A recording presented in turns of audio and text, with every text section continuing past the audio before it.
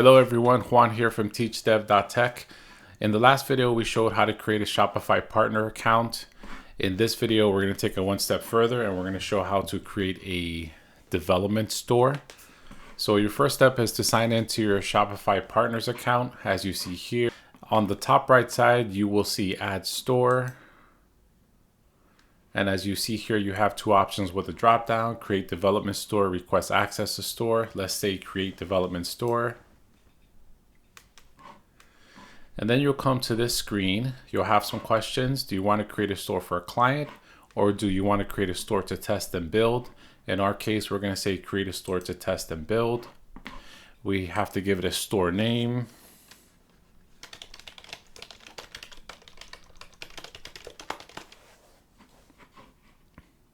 Build version, current release. You can do a developer preview, which in this case, it'll give you extra features.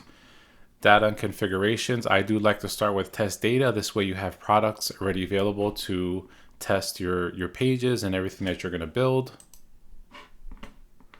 So here we'll say create development store. While that works, one thing that I want to point out as far as development stores, if you go to the Shopify partners page here, their blog development stores, you'll see that some of the information it gives us is this: a development store will allow you to install and test any apps that you create. It will display an example store for your app listing page. It'll allow you to set up a store for a client, and it'll allow you to test a custom theme that you're building. They are free of charge, but here are some things that they say you cannot do with a store. You cannot process orders through an active payment provider. They do allow you to set up, as it says here, a bogus gateway, which will allow you to test your payment procedures and your payment checkout. You can't install paid apps. You cannot create more than 10 private apps, and you cannot remove the password page. So those are kind of some of the main tips when you talk about development stores. You can go to this article to read more, and it'll give you some more information. You can even transfer a store once you build one if you want to sell it. And in that case, you'll get a commission from that store. But you can read through this and see for yourself. So if we go back to our testing store, you'll see here that Shopify has created a testing store for us, YouTube testing store. So if you were to create a Shopify store on your own and pay for it with maybe a trial or your own store, this is what it would look like.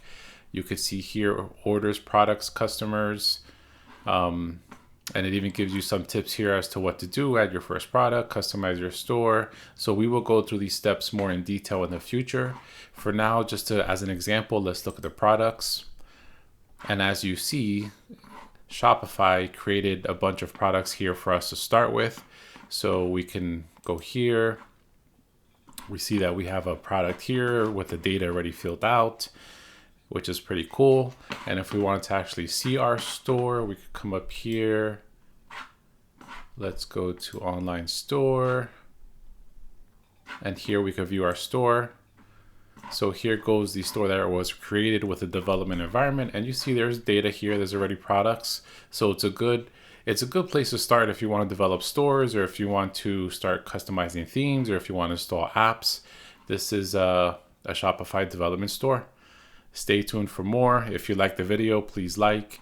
If you have any comments, please comment below. Otherwise, go check out my website, which will give detailed written instructions on how this works. Thank you for watching.